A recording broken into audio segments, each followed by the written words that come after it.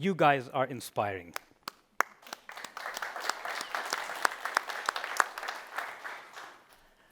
Let me tell you who else is inspiring. 93-year-old Thich Nhat Hanh.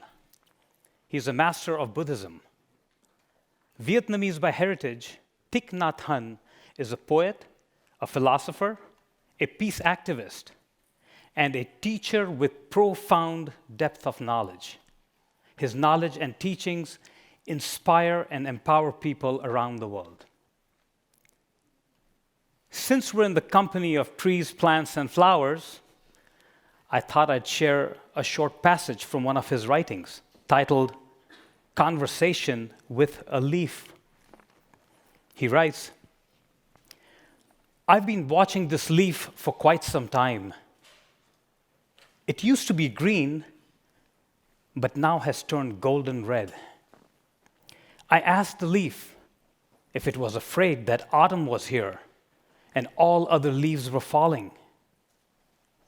The leaf said, 'No, I was very much alive through spring and summer. I worked hard and I nourished the tree and made it strong. And when I go down to the ground, I will continue to nourish the tree.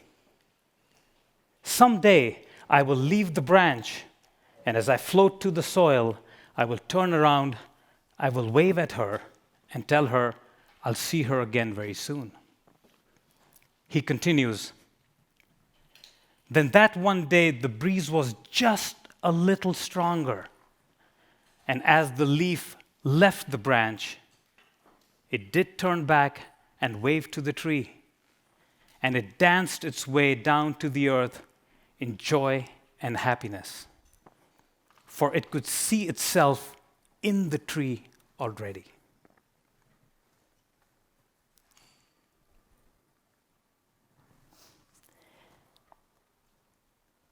We're here for knowledge and power. Thich Nhat Hanh bowed to the leaf, for he said he had a lot to learn from it. The leaf was not afraid, for it had gained the power of knowledge that nothing ever dies.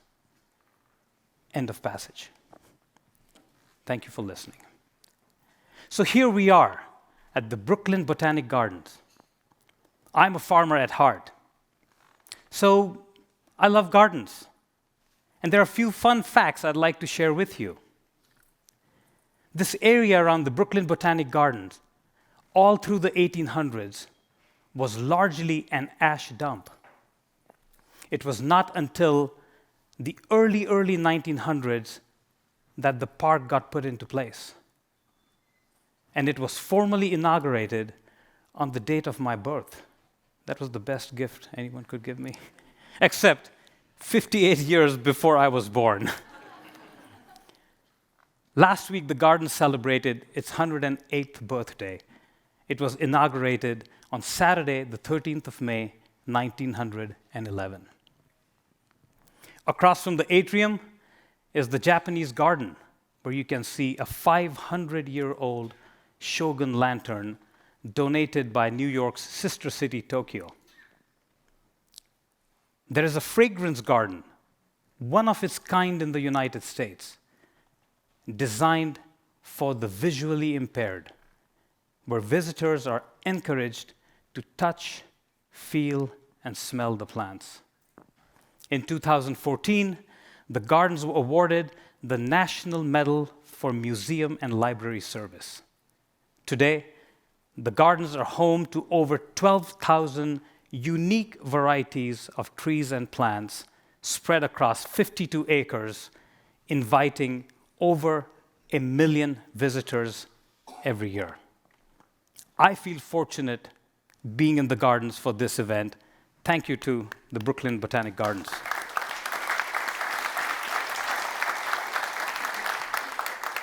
Trees and plants have been considered sacred in many cultures. They have been worshipped almost universally in one form or another, in every place where humans have settled. Trees have captured our imagination. And the roots of our bonds run very deep. So deep that my forefathers in India actually decided to name a yoga pose after a tree, the tree pose. I have to do it on both sides. Or Vrikshasana. So whether it was Hippocrates of Kos teaching the fine art of medicine to his students under a platane tree 3,000 years ago, or Sir Isaac Newton observing that apple fall from the tree, or Gautam Buddha contemplating on one's purpose in life, meditating under a Bodhi tree in India, or perhaps me, as a 17-year-old under a tamarind tree with a cup of chai in hand, trying to figure out how do I beat competition in the next cricket game. But I digress. Trees have been with us in our moments of discovery and enlightenment. Trees and plants have been witness to our journey and our quest as we seek answers to the question why. Answers to the question why is the knowledge we seek, the knowledge that gives us power, the power that allows us to imagine the impossible, stretch our boundaries, and seek the unknown. Knowledge is power. And that's our theme for this year's conference. Knowledge is power. So welcome to your annual Kenshu conference. It's our first one on the East Coast.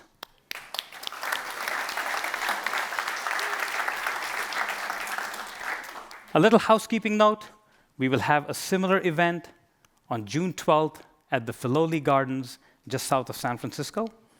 You're welcome to fly across, would love to have you all. But spread the word, let your peers, colleagues, and friends in the industry know they're more than welcome to attend. Better yet, have them contact me, I'll register them myself. Before we get started, I would like to take this opportunity to thank our sponsors for their partnership, for the support, and their generosity. Our headline sponsors for this event, or for Kenshu K8 2019, is Microsoft. Thank you. Other supporting sponsors, in no particular order, Google, Facebook, Pinterest, Amazon, Apple, AppsFlyer, Oracle, Verizon, and Ad Marketplace. Thank you, thank you, thank you. My mom did say I should have studied more when I was in school. I learned all names. So we have a great day planned for all of us. We have inspiring speakers and information-packed sessions. We will have some fun activities as well. Your name badge has a handy map of the garden. So as you wander around and let's say you get lost, you will know where to go for lunch, you will know where to go for your sessions, and then there'll be Kenshu people around to guide you as well. Wi-Fi. Just log on to the Kenshu Wi-Fi. You don't need a password.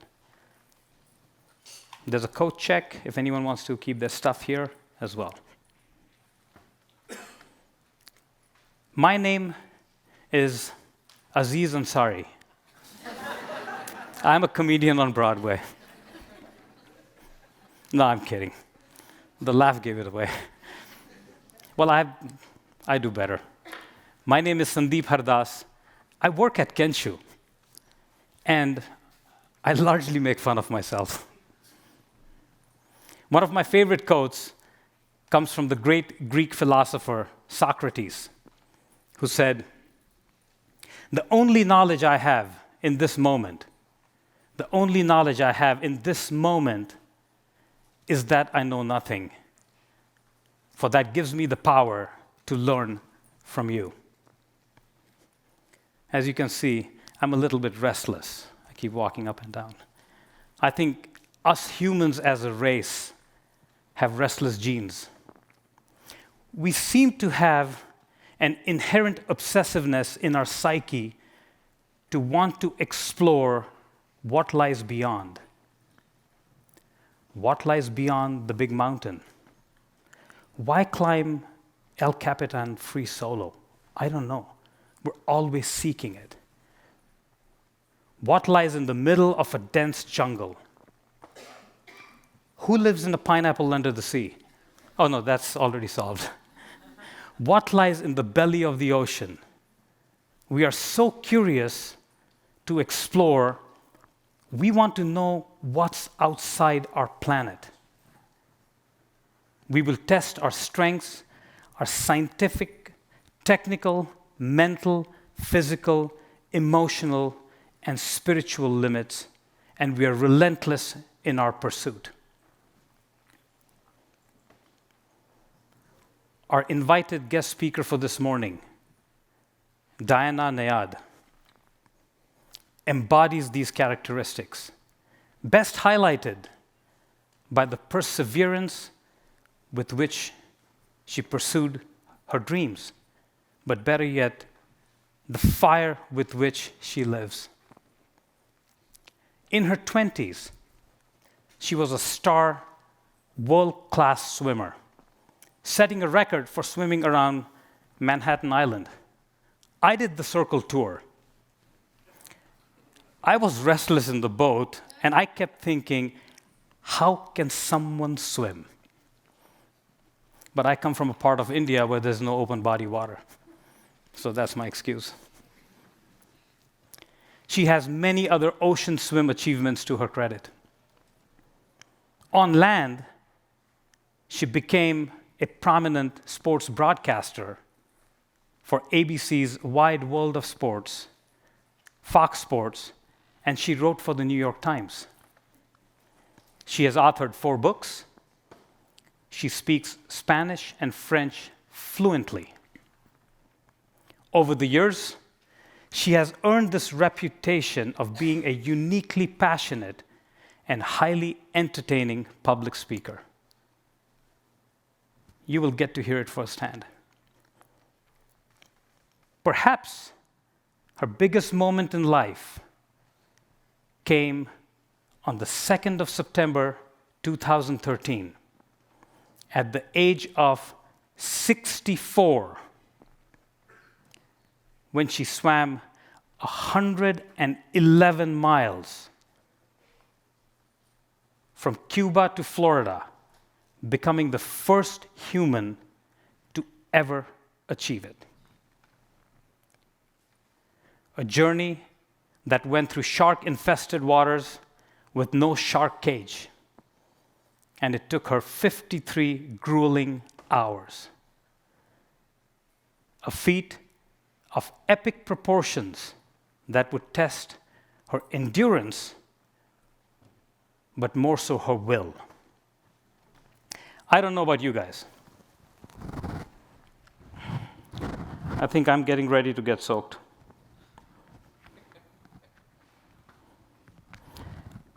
Please join me as I fiddle with my goggles here.